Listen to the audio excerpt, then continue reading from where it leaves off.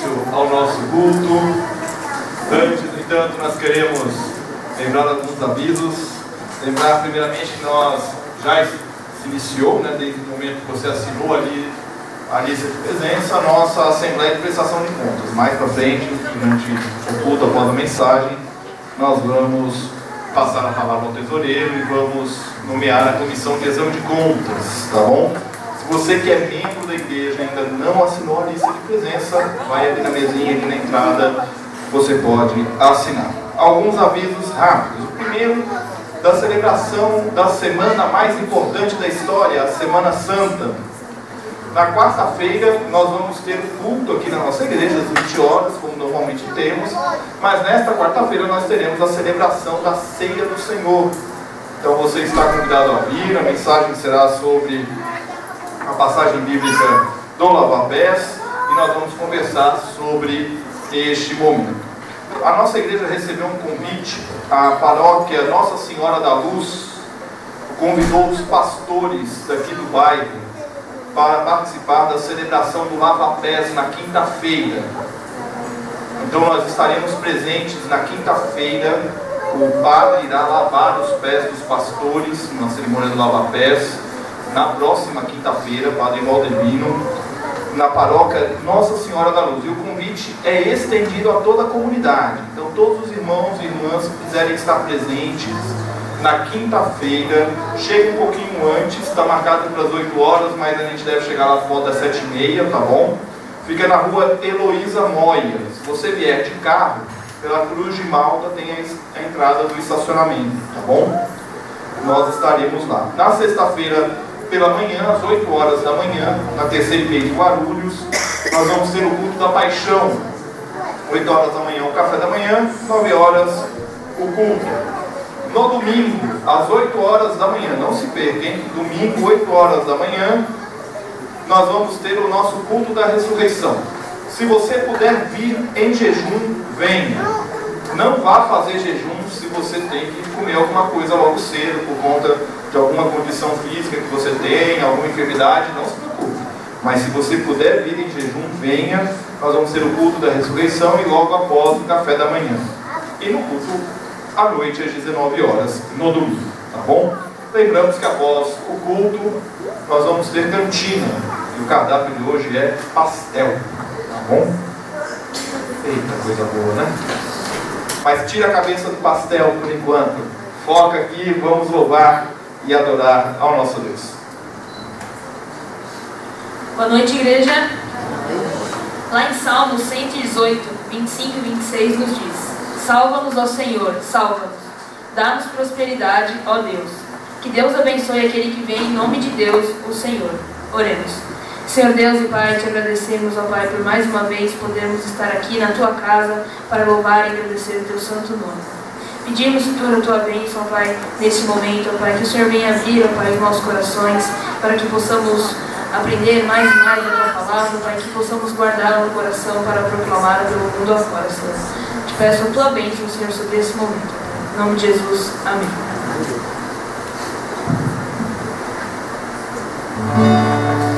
Convido a igreja a se colocar de pé.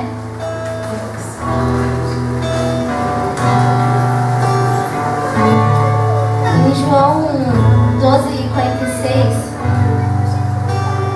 diz: eu vim ao mundo como luz, para que todo aquele que crê em mim não permaneça nas trevas. Jesus é a luz do mundo. E Ele veio à Terra humildemente para nos salvar, nos tirar das trevas. E morreu numa cruz sem nós nem merecermos, sem dar, nem estarmos sujos. E então nesse momento que você possa se prostrar a Ele, que você possa adorar a Ele, porque Ele é o amor que nós precisamos, que o amor que não conseguimos viver sem.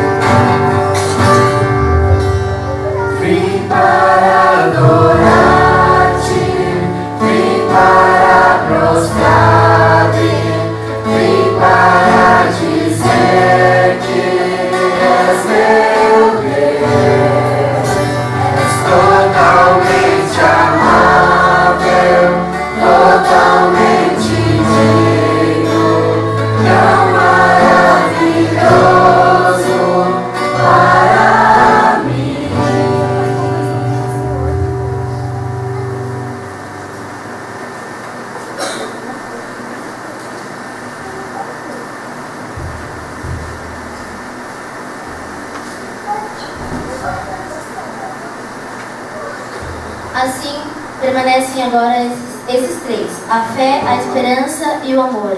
O maior deles, porém, é o amor. 1 Coríntios 13:13. O amor de Deus é incrível. Como diz a música, ele é como uma rocha sobre os nossos pés, que nos sustenta, que nos conduz, que nos faz cantar, que nos dá alegria de viver nesse amor. Então diga a ele nesse momento o quão bom é viver nesse amor dele.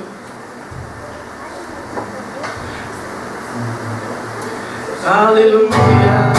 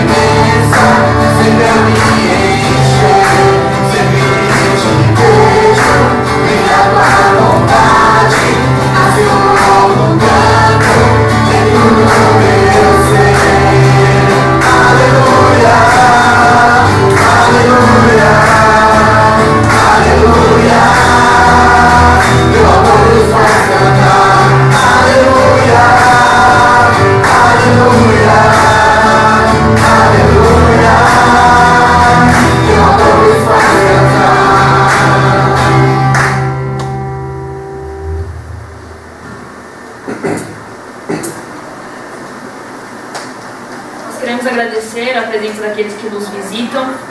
Saibam que vocês são muito importantes para nós e sintam-se em casa. Nesse momento agora, então, com essa música, vamos aproveitar para ofertar nossos dízimos e ofertas.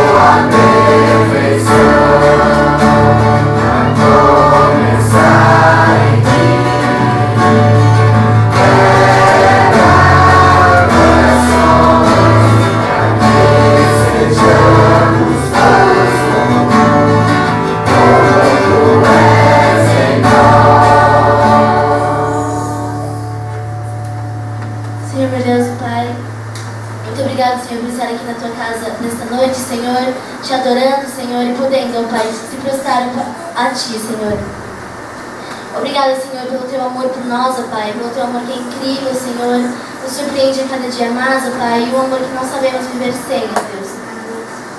Obrigada por tudo que o Senhor tem feito em nossas vidas, ó Deus, que o Senhor esteja, ó Pai, cada vez mais, ó Pai, nas nossas vidas, que possamos, ó Pai, sempre estar nos Seus caminhos, ó Pai, e que o Senhor esteja, ó Pai, conosco, ó Pai, em todas as situações, Senhor. Eu te peço que o Senhor esteja aqui conosco, ó Pai, nos abençoando, Senhor, e esteja conosco, ó Pai, no decorrer do culto, Senhor.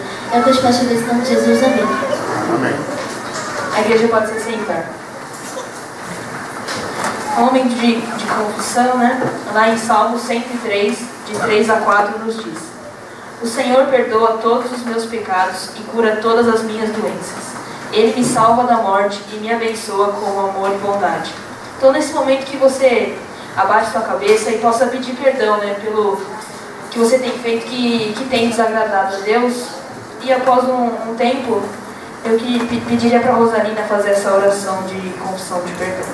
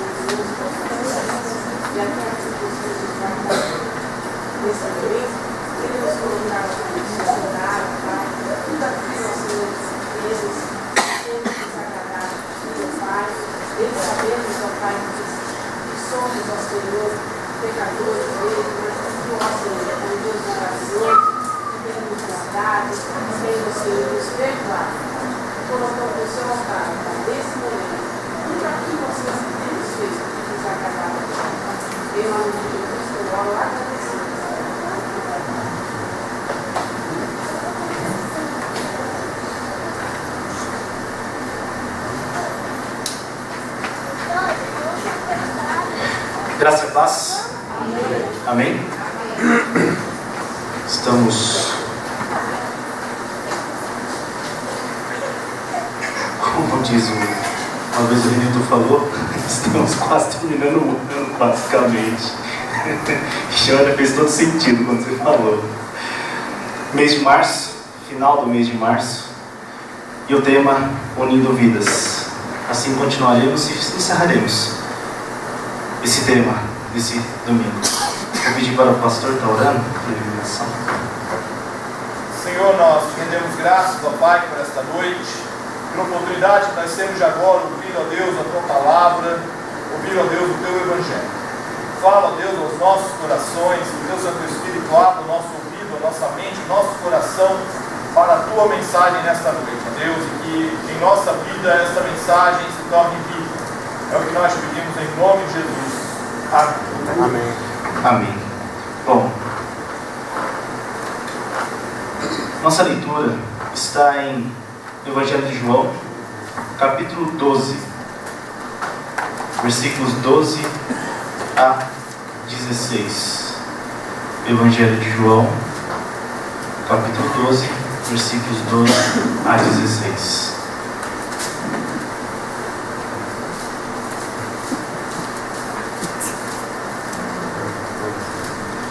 Como disse, um mês com o tema Unindo Vidas. E hoje, através da palavra de Deus, encontraremos como Cristo tem unido as vidas para a aclamação.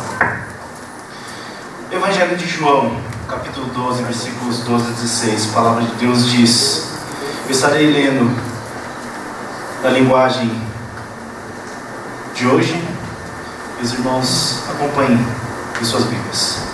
No dia seguinte, a grande multidão que tinha ido à festa da Páscoa ouviu dizer que Jesus estava chegando a Jerusalém.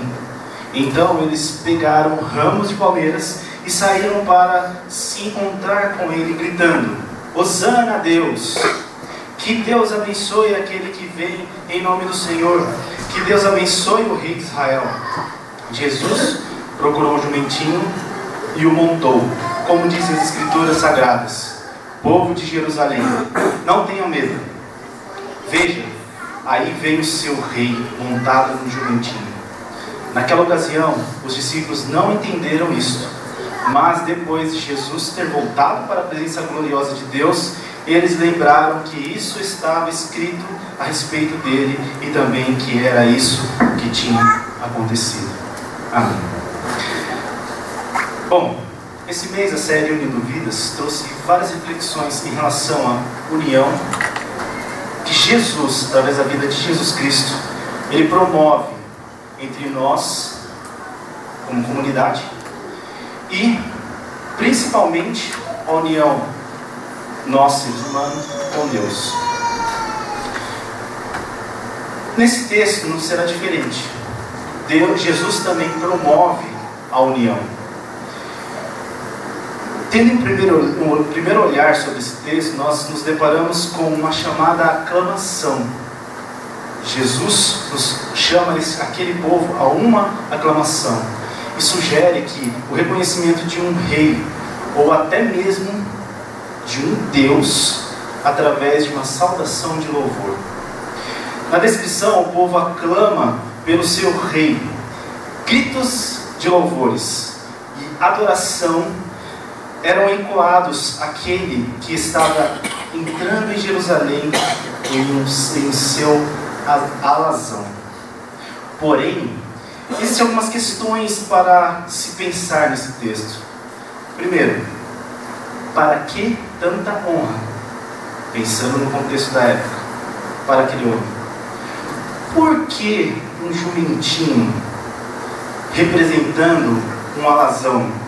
Quem era aquele povo que estava gritando em nome e exaltando aquele Jesus? Quais as suas expectativas daquele povo e características? Essas perguntas nos ajudarão a entender o motivo pelo qual aclamavam e por que estavam reunidos naquele local. E ainda mostrará uma relação conosco hoje e com aquele povo. O seu contexto nos levará ao encontro com Jesus como povo de Deus. Segundo o calendário litúrgico, nós estamos iniciando agora o domingo de Ramos. É o momento da história que marca a entrada de Jesus em Jerusalém, como o próprio texto nos mostrou. O nome Ramos foi dado conforme a própria narração sugere. Na entrada de Jesus na cidade, o povo utiliza justamente desses ramos, as folhas de palmeiras, em um ato de reverência sobre aquele que adentrava. Essa história, além de estar no Evangelho de João, como nós lemos agora, também é relatado pelos outros 3 evangelhos. Todo o seu contexto está repleto de significados. Todo aquele momento, todos os atos, existe um significado.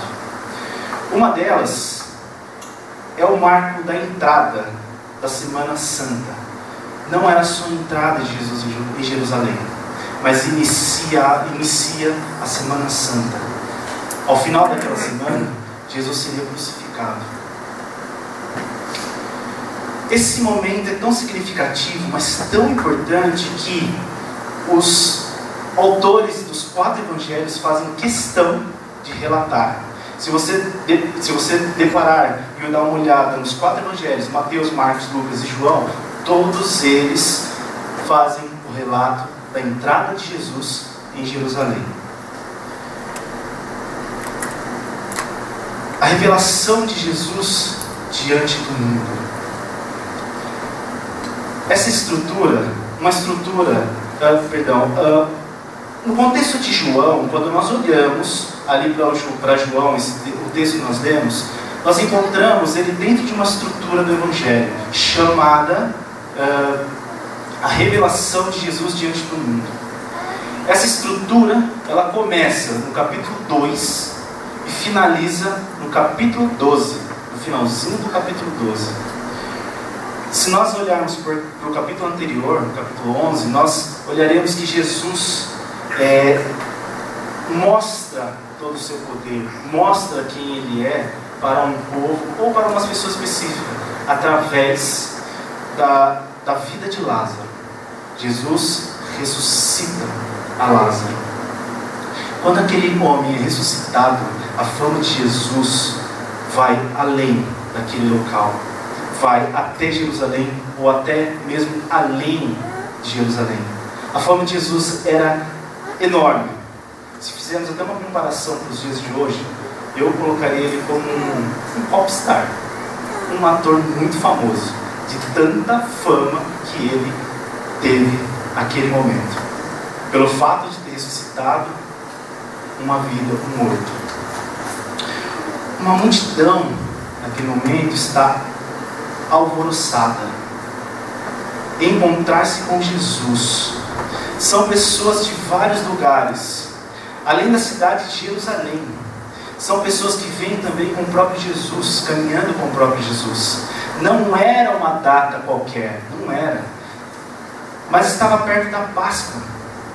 Cristo escolheu o momento mais significativo para a sua chegada em Jerusalém. Ele escolheu a Páscoa, uma das festas mais importantes, se não a festa mais importante para o povo judeu. A Páscoa, como nós sabemos, para o povo judeu,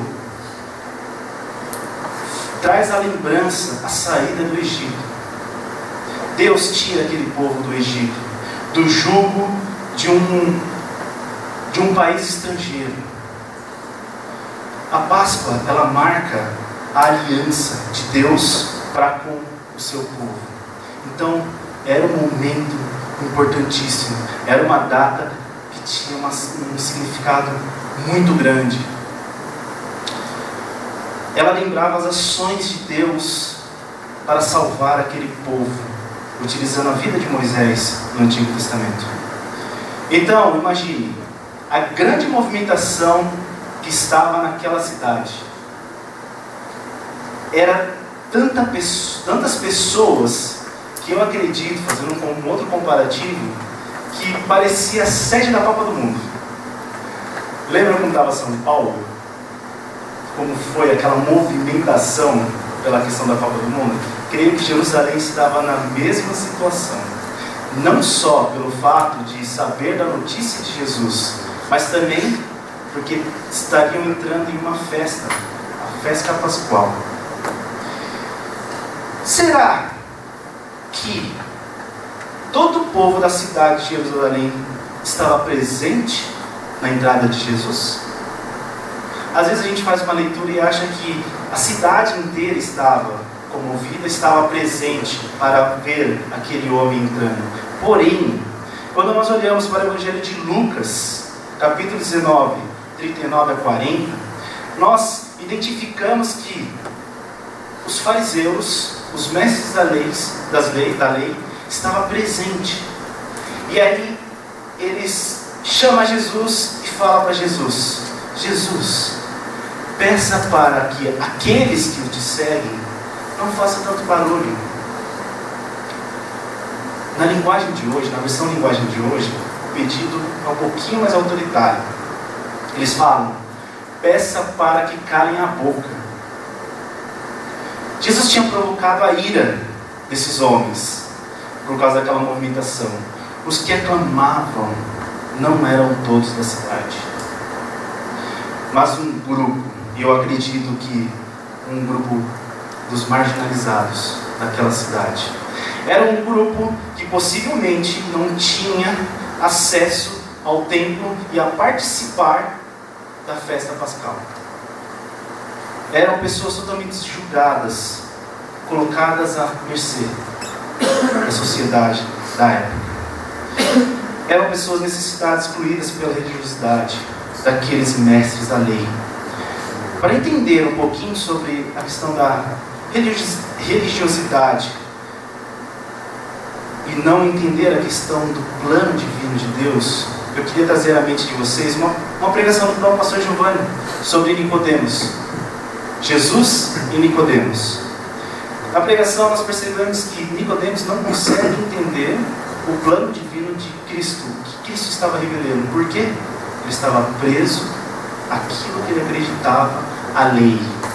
Ele não conseguia entender o plano de Cristo, a revelação de quem Cristo era. Então, só para a gente entender um pouco do contexto. Aqueles homens estavam cegos por essa lei, por uma religião, essa religiosidade judaica, onde tudo era formado pela lei. Não entendia a questão do Evangelho, não entendia a questão de Jesus Cristo, quem era o próprio Jesus. Mas aquele povo olhava para aquele homem e via como um mestre. Era mais uma vez a esperança. Ele é aquele que trará a salvação na Páscoa. O rei daquele povo entrava na cidade em seu transporte mais simples.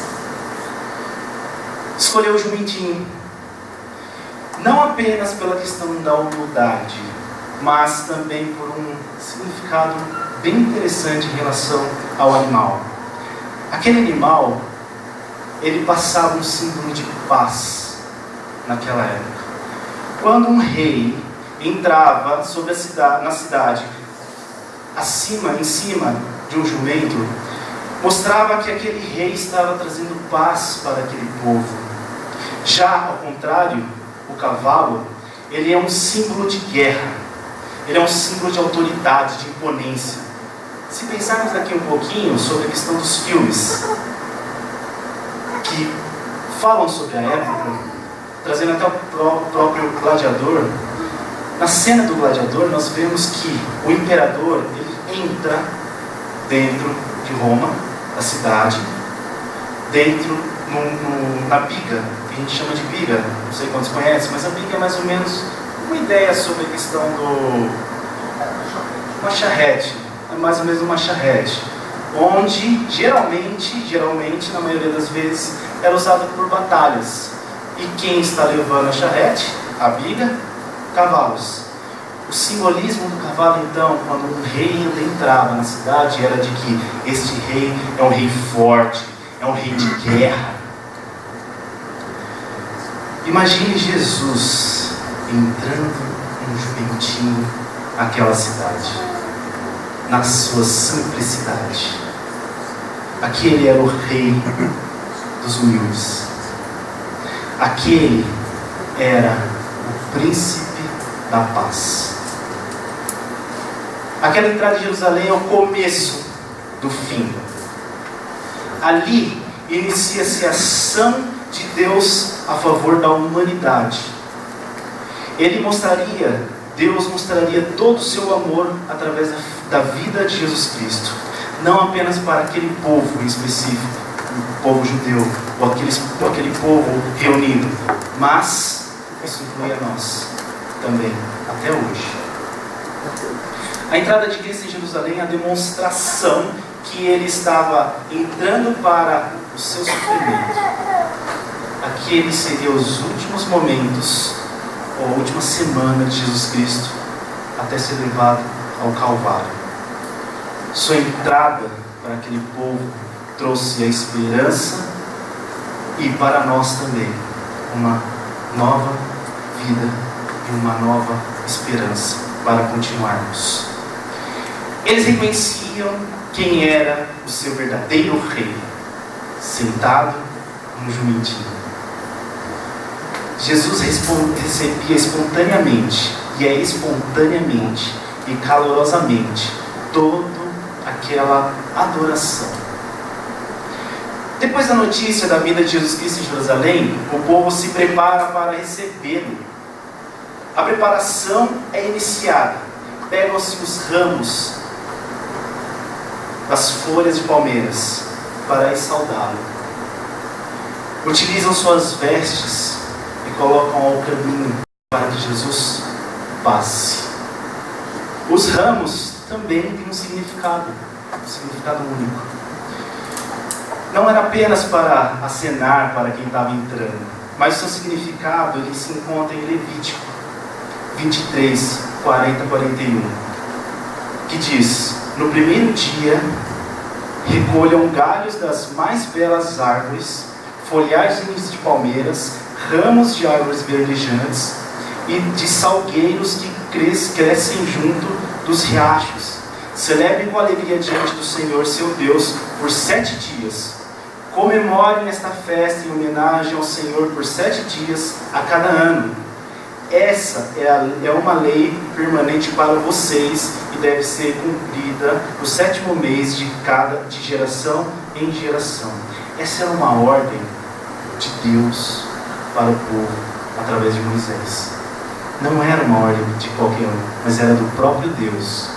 E essa era uma ordem onde Deus falava: vocês vão me adorar dessa forma. Deus está falando: povo, vocês vão me adorar desta forma. Uma celebração, um ato dentro da festa, de uma das festas chamada Festa do Tabernáculo, onde naquela festa renovava-se a aliança com Deus. O sumo sacerdote, naquela festa, levava o sacrifício a favor do povo, pedindo pelo pecado daquele povo. Olhando para Levíticos 23, nós conseguimos identificar esta situação. Fazendo um paralelo com Jesus, estamos diante do povo que celebra a renovação da aliança com Deus através daquele que estava entrando na cidade. A adoração estava voltada ao Deus que o salvaria. Olha que interessante. E quem era esse Deus que o salvaria? O próprio Jesus. Os ramos eram uma forma do povo festejar a restituição da aliança com Deus. Jesus foi colocado no lugar mais alto da tradição judaica. Jesus é comparado com o próprio Deus. Sempre que a aliança era renovada, existia um mediador, um sacerdote, o sumo sacerdote. Em Jesus nós olhamos o sumo sacerdote enviado por Deus, enviado pelo próprio Deus. O povo adorava aquele que Deus enviou para libertá-los. Aquele povo estava tomado por uma esperança sem igual. Estavam às margens da sociedade e eram oprimidos pela religiosidade, além de um jugo da sociedade romana. Além de ser humilhado pela sua própria sociedade, também estava dentro de um jugo romano. Após a notícia que Cristo tinha ressuscitado o moribundo, o próprio Lázaro, eles acreditavam que esse era capaz de libertá-los das opressões sociais e imperiais. Se pode ressuscitar um morto, por que não nos livrar? Eles tiram suas vestes e colocam para que o príncipe da paz passe. Hosana era o que gritavam. Uma palavra derivada do verbo salvar, que pode ser interpretado como salve agora, ou tire-nos, imploramos, salva-nos agora. Uma forma de pedir socorro a Deus. Hoje de manhã o pastor falou: Hosana é um grito, não é um pedido, mas é um grito de socorro. Aquele povo gritava para que Jesus o salvasse. Aquele povo estava com o Salmo 118 na cabeça. Eles se apropriaram do Salmo, conforme a sua tradição. Nos versículos 25 e 26 fala: ó Senhor, por favor, salva-nos. Ó Senhor, dá-nos sucesso. Bendito é o que vem em nome do Senhor. Nós os abençoamos da casa do Senhor. O povo estava se apropriando daquele salmo. E aí nós percebemos que a profecia de Zacarias se cumpriam. A profecia em Zacarias 9:9 estava sendo concretizada. Mas é interessante porque no relato os discípulos não entenderam. Possivelmente os discípulos devem ter se perguntado: nossa, mas por que tanta coisa para este homem? 3 anos andando junto e os discípulos ainda com algumas dúvidas. Possivelmente, judeus também tinham ainda a questão da lei. Não vamos culpá-los, porque viveram a vida inteira aprendendo algo e em 3 anos modificar tudo, desconsiderar tudo. Eles estavam vendo um Jesus sendo adorado como o próprio Deus. A lei falava: não adore outros deuses. Nós também às vezes erramos nesse sentido. Às vezes nós somos confrontados com um novo e nós não queremos, porque a nossa vida inteira vivemos de uma forma e achamos que não, esse novo eu não quero. Mas Jesus é aquele que muda qualquer tipo de pensamento e traz uma nova perspectiva de vida. Ele renova, modifica qualquer conceito ou preconceito que criamos, ou até mesmo que o povo criou. Jesus é o renovo. Através da sua vida, tudo é transformado. E quando Jesus volta à glória, eles veem Jesus ressuscitado, eles entendem a profecia, compreendem que aquela profecia se cumpriu. E então eles entendem que Zacarias 13:1 fala que Ele é o príncipe da paz que lava os pecados e restaura a esperança. Jesus Cristo inaugurava o renovo que apenas foi efetivado por Deus através do seu Filho Jesus. Compreenda.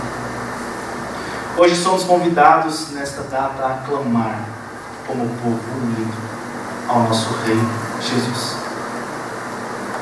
Ele já mostrou seu amor e está presente em nossas vidas hoje. Vivemos em um mundo que nos orienta a desacreditar sobre quem é Cristo. Um mundo onde sempre coloca a questão de você é dono da sua vida e você não precisa de Jesus ou de qualquer outra coisa. Tira a esperança de uma fé, da fé em Jesus Cristo. Porém, Cristo nos une a aclamá-lo como o único Rei que restaura a nossa vida. Quem traz a esperança aos nossos corações e restabelece uma aliança com o Criador. Creio que nós precisamos entender, nós precisamos aprender com os nossos irmãos católicos e também os protestantes, em que a importância dessa data, entender a importância que é essa entrada, a importância que é o Domingo de Ramos. Essa é uma data que lembra a restauração, a restituição das nossas vidas através de Jesus Cristo. Restituição da criação através de Jesus Cristo. Hoje devemos gritar: Hosana, salva-nos Jesus. Talvez você esteja procurando algo ou desanimado hoje. Mas eu tenho uma notícia para você, assim como teve para aquele povo. Ele entrou em Jerusalém. E hoje esse Jesus quer entrar na sua vida. Assim como ele entrou em Jerusalém, ele também quer entrar na sua vida, trazer esperança e renovar a sua vida por completo, transformar e fazer um novo homem, uma nova mulher. Jesus Cristo é o nosso Rei. Ele é o príncipe da paz. Ele traz essa paz aos nossos corações. Ele renova as nossas forças. Eu convido você a ficar em pé. E nós leremos o versículo, só o versículo 13, o finalzinho. Hosana bendito é o que vem em nome do Senhor. Todos juntos? Leremos. Hosana bendito é o que vem em nome do Senhor, bendito é o Rei de Israel. Mais uma vez, bem forte, porque isso é um grito. Amém? Hosana, bendito é o que vem em nome do Senhor, bendito é o Rei de Israel. Amém. Ele é o Rei de Israel. Ele é o nosso Rei. Ele é o Príncipe da paz. Deus abençoe. Então vamos nos colocar em pé. Nós vamos louvar Ele exaltado, o Rei exaltado nos céus. E em seguida vamos orar, encerrando assim a nossa semana.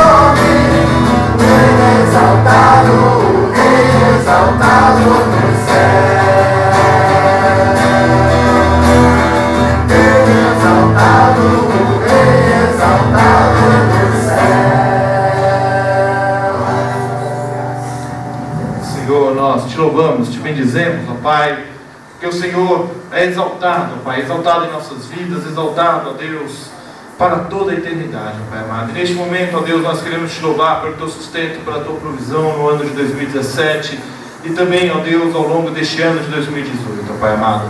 Nós cremos e sabemos, ó Deus, que somente o Senhor é capaz de sustentar as nossas vidas e nos guiar, ó Deus, segundo a tua vontade, ó Pai. Dá-nos, ó Deus, um domingo repleto da tua graça. É o que nós te pedimos em nome de Jesus. E que a graça do nosso Senhor e Salvador Jesus Cristo, o amor de Deus o Pai e a presença amiga e consoladora do Espírito Santo estejam com vocês hoje e sempre. Amém.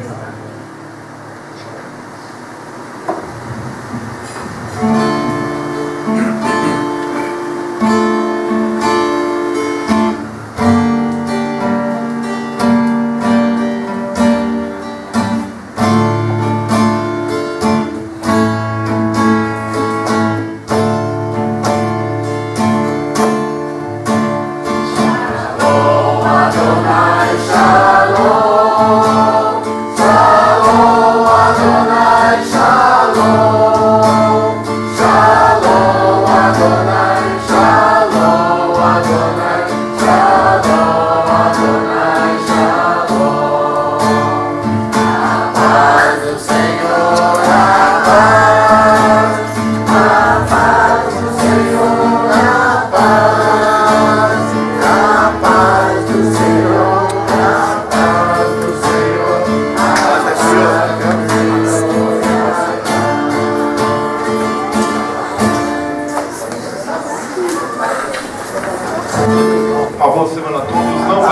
lado tem cantina, tem um cafezinho, vamos nos confraternizar.